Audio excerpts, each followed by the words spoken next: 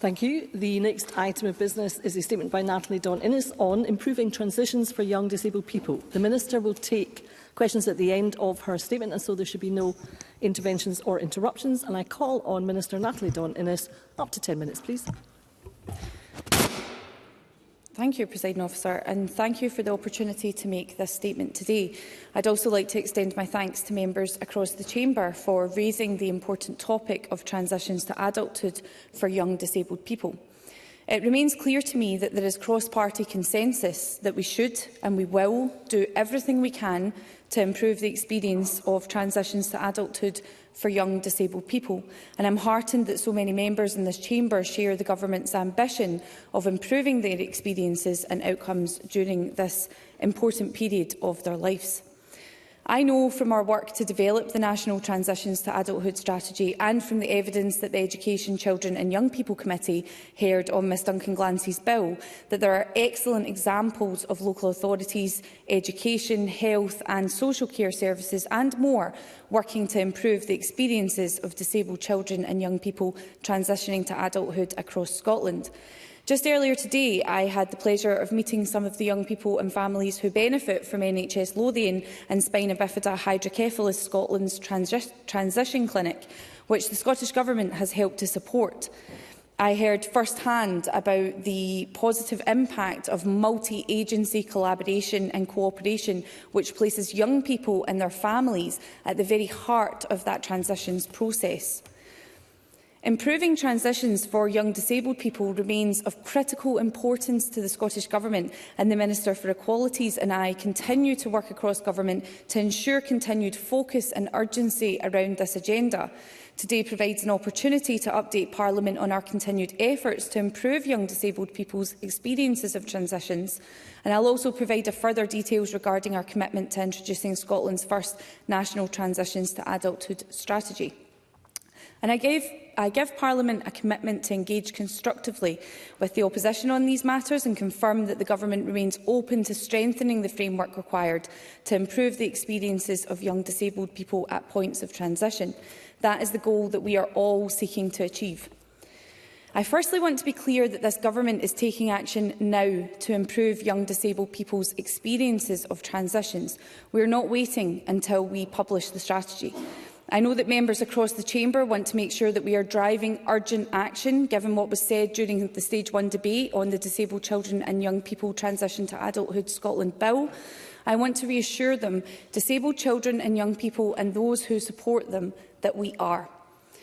As Parliament will remember, there was agreement across parties that whilst the ambitions of Ms Duncan Glancy's bill to improve the experiences and outcomes for young disabled people were wholly welcome, it remained unclear how the bill would work in practice to resolve the issues being experienced. As we heard in this chamber last year, the Education, Children and Young People Committee was thorough in its evidence gathering and discussions with stakeholders, including with young disabled people and organisations such as the Association for Real Change, and many stakeholders also expressed doubt that the bill could deliver on its laudable aim of resolving the issues that are experienced by young disabled people as they transition to young adult life. However, I am also fully aware that those stakeholders rightly expect the Scottish Government to uphold the commitment it has made to support young disabled people. So too do they expect all of us in this chamber to look beyond party politics and to focus on the people at the heart of this, who have asked us to work together with them to get this right. Today I'll set out some of the actions the Scottish Government is already taking and our next steps as we prepare the strategy. Like NHS Lothian and Spina Bifida Hydrocephalus Scotland's work, there are other examples of excellent practice across Scotland. For example, the work of ARC Scotland. Between 2020 to 2023, the Scottish Government funded ARC's principles into practice trials in 10 local authority areas to improve the lived experiences of young people who need additional support to make the transition to young adult life. Building on the success of these trials, we are continuing to provide grant funding to ARC Scotland through the Children, Young People, Families and Adult Learning Third Sector Fund. This funding will enable ARC to continue to run the Scottish Transitions Forum and to support the wider implementation of principles into practice and Compass across Scotland. Since opening at the end of 2017, we've also invested over £20 million in the Independent Living Fund Scotland's Transition Fund to support young disabled people to make a smoother transition from childhood into adulthood by promoting independence, community participation, social inclusion and confidence.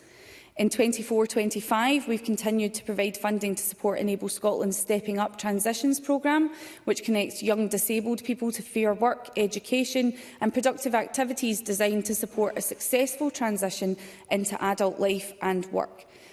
We're also ensuring that all young people in Scotland, including young disabled people, have access to quality careers advice through the National Careers Service led by Skills Development Scotland. Developing the Young Workforce School coordinators also continue to link young people with employers. We've recently incorporated the United Nations Convention on the Rights of the Child into domestic law, ensuring we are a country that respects, protects and fulfils the rights of all children, including disabled children. As part of our work to implement the United Nations Convention on the Rights of the Child Act, the Scottish Government has funded NHS Education for Scotland to support health boards and the Improvement Service in implementing a children's human rights approach in their practice. We're also supporting other public bodies, such as the Independent Living Fund and others who have a role in supporting young people transition to adult life and ensuring they take a children's human rights approach.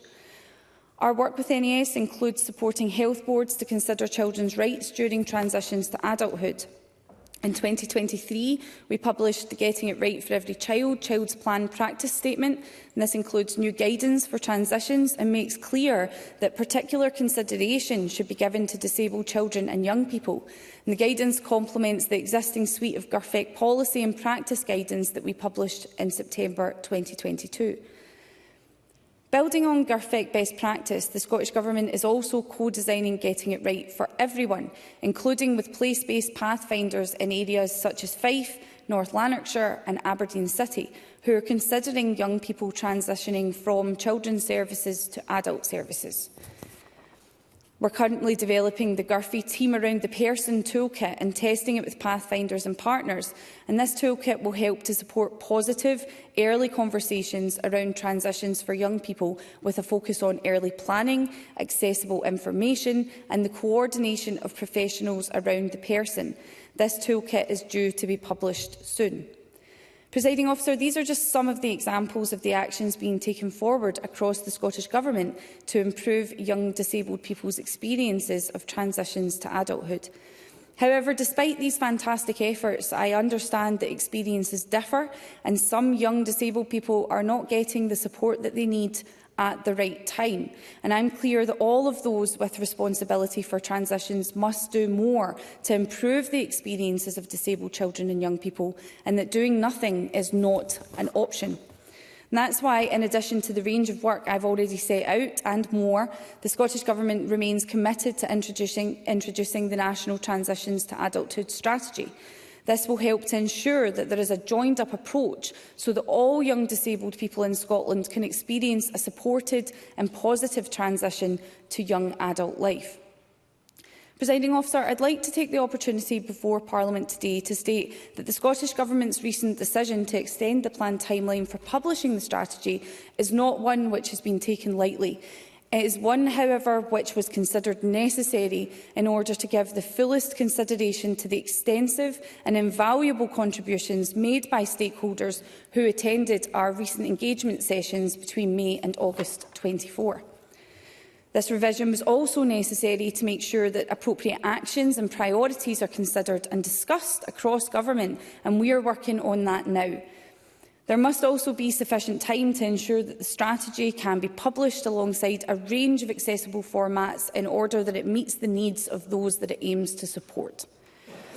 This decision to extend the timeline was made in collaboration with the External Strategic Working Group, which was set up to support the development of the strategy and which includes key stakeholder representatives of young disabled people, their parent carers, disabled people's organisations and others who support them.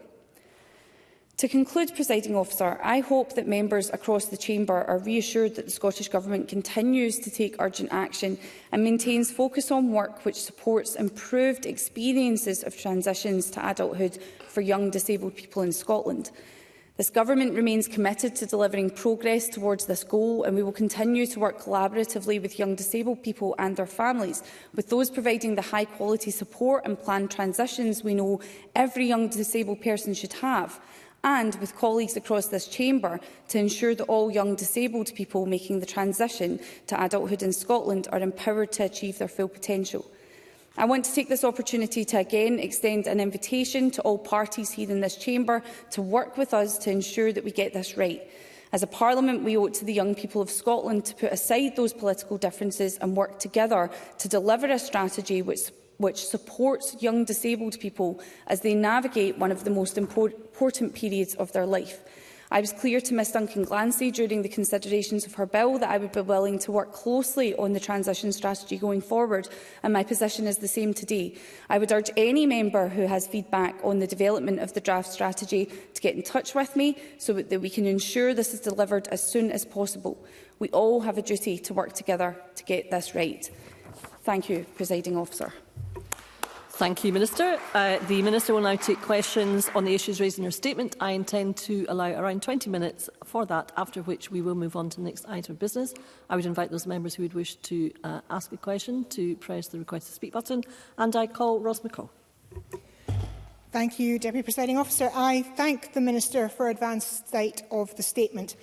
And the Scottish Conservatives still believe that improving outcomes for disabled people in their transition into adulthood is absolutely the right thing to do, especially given the poor experiences of transitions that many disabled young people are continuing to have.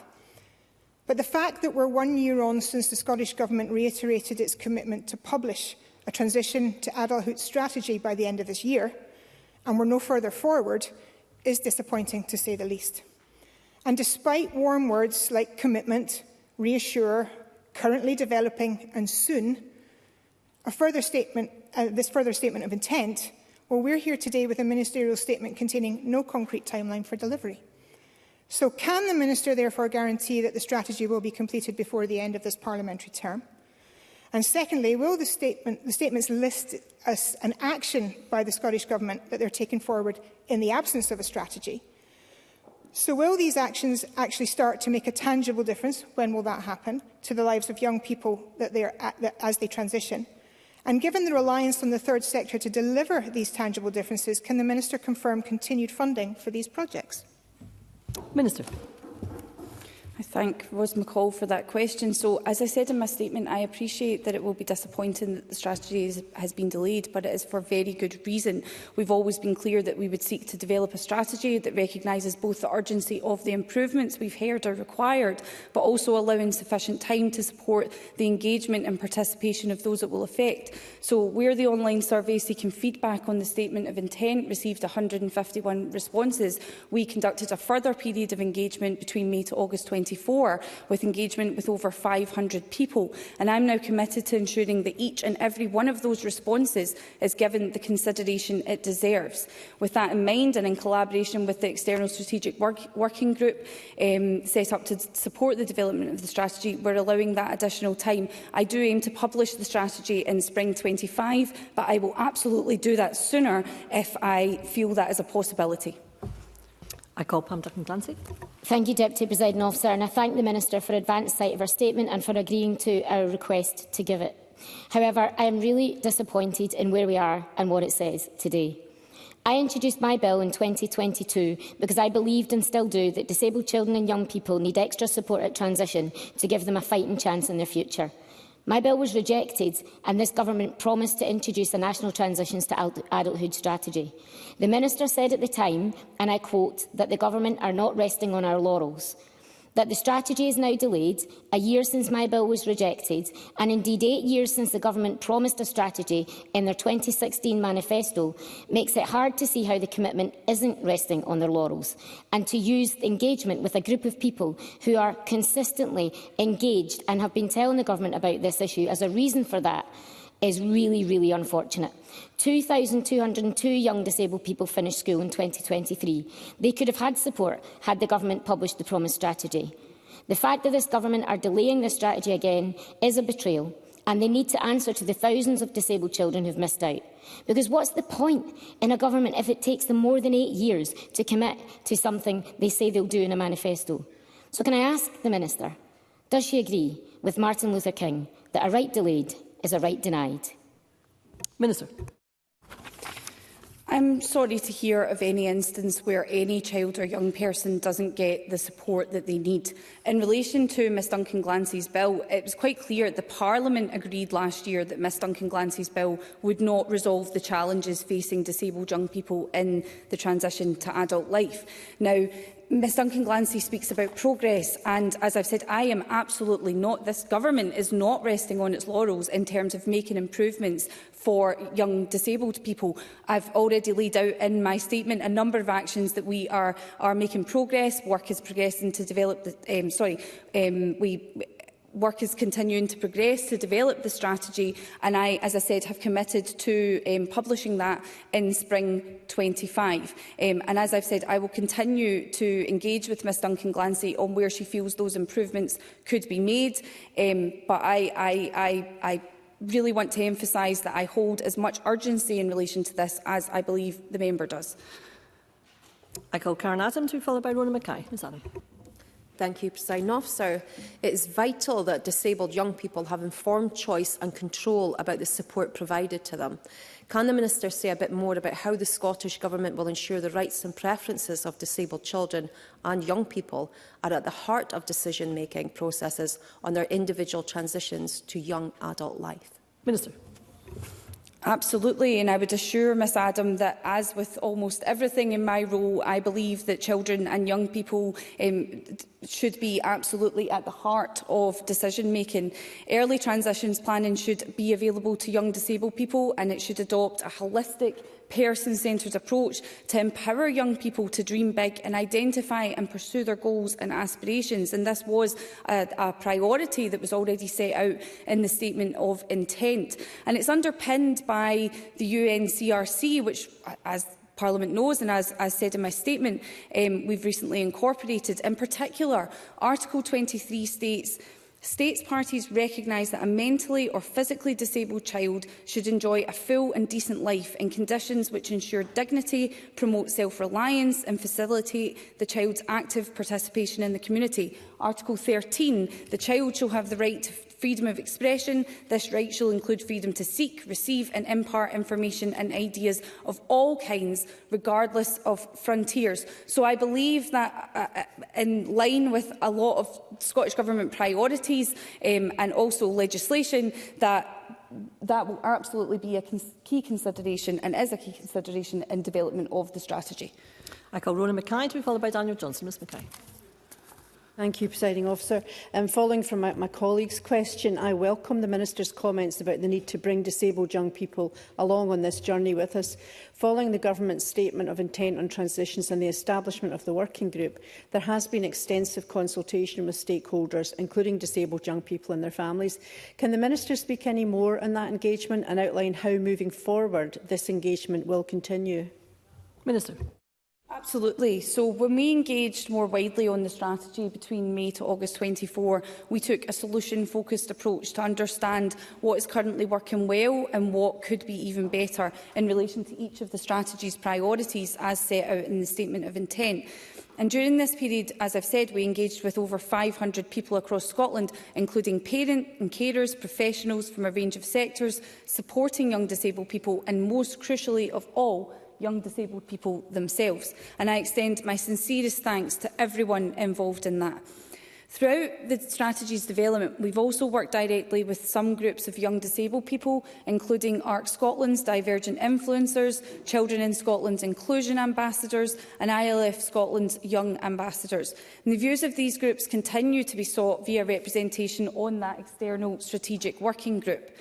Post-publication, I think the greatest measure of success of the strategy will be feedback directly from young disabled people themselves, and will continue to engage with young disabled people, their families and others who support them to ensure that the strategy is having its intended impact. I call Daniel Johnson to be followed by Audrey Nicholl. Mr Johnson. Thank you, Deputy Presiding Officer. The Scottish Government recently published its guidance on the use of seclusion and restraint.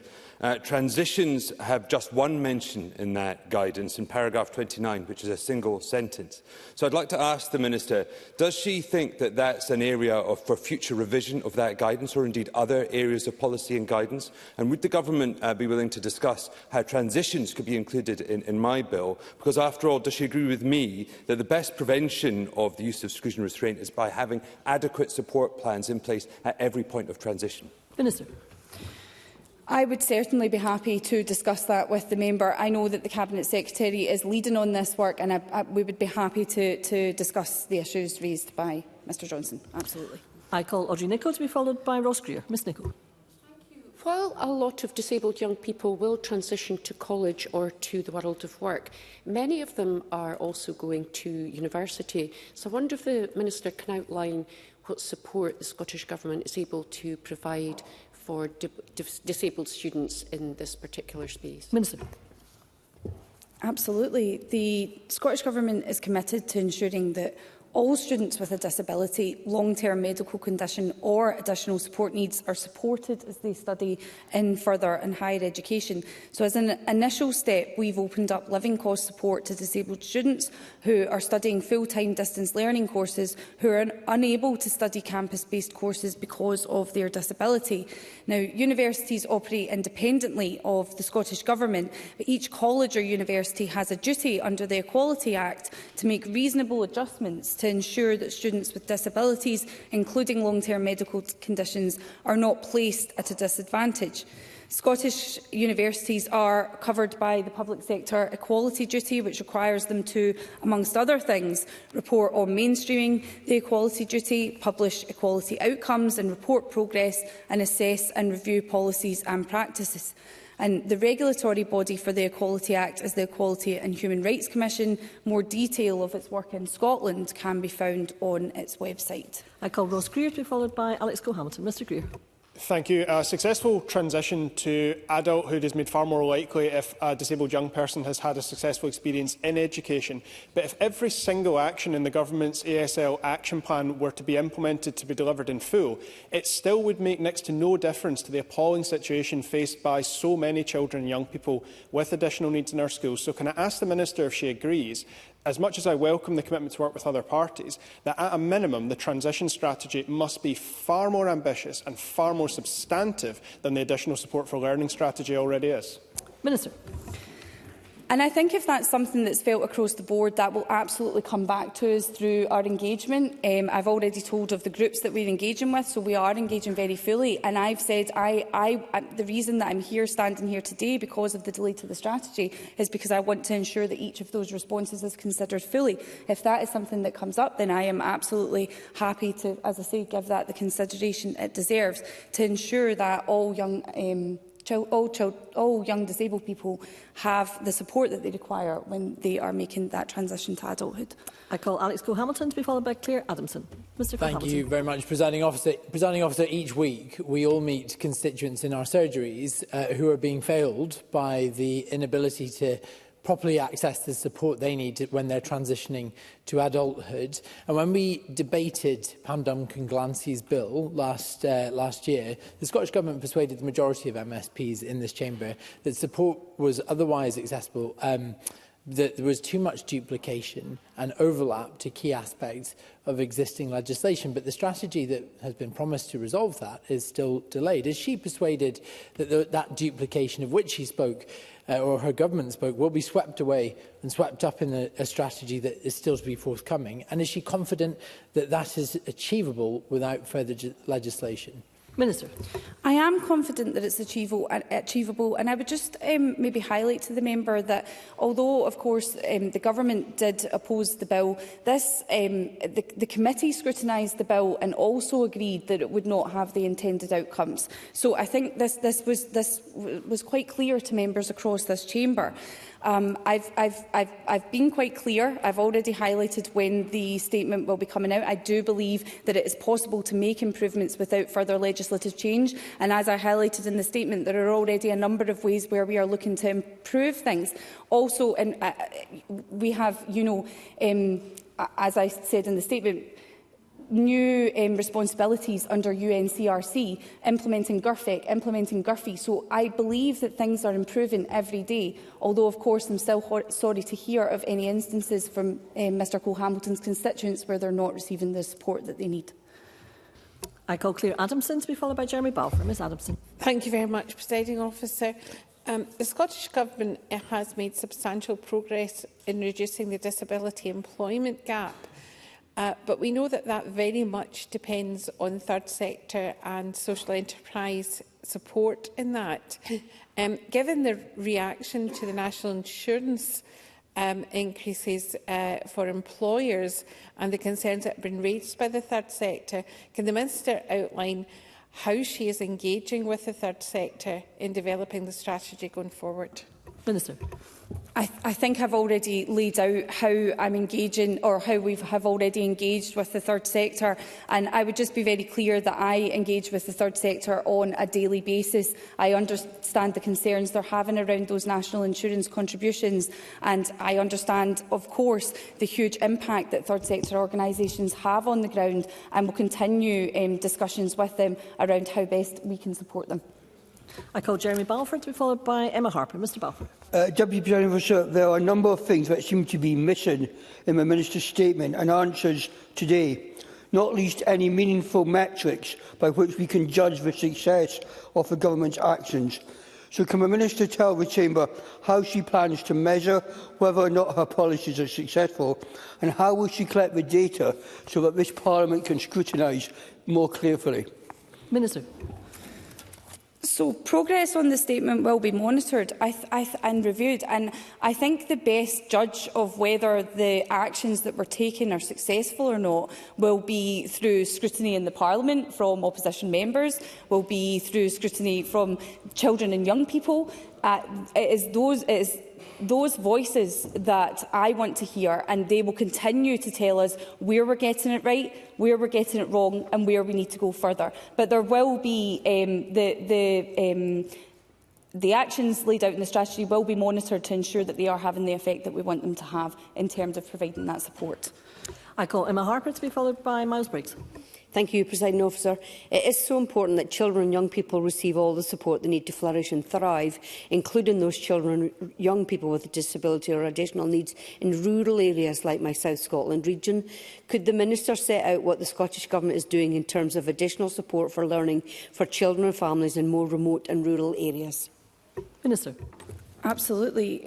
Scotland's approach to supporting children and young people in their learning has inclusion at its heart, and that's why last week we published the third additional Support for Learning Progress report, and this sets out progress made towards delivery of the actions set out in the ASL Action Plan between November 22 and June 24, and was developed in partnership with COSLA and ASL project board members. And to complement the progress report, an updated ASL Action Plan was also published outlining the steps we're taking to meet the recommendations set out in that review.